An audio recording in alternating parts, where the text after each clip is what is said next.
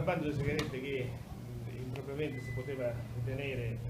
un settore abbandonato da parte della criminalità non è affatto così, poiché anche se non ha quei livelli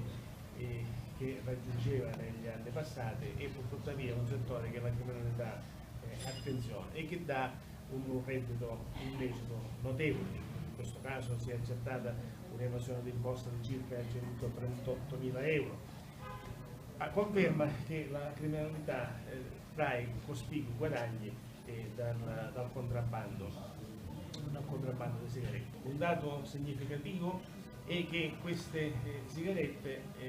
oltre al danno che può arrecare in genere il tabacco,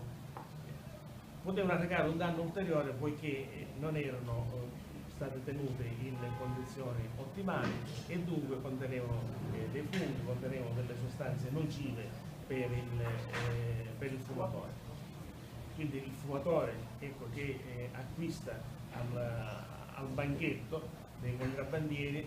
se acquista il pacchetto di sigarette invece di 5 euro, lo acquista per 5 euro, per 3 euro o 2,50 euro, ecco, deve sapere che può nuocere veramente e ulteriormente alla sua salute, poiché questo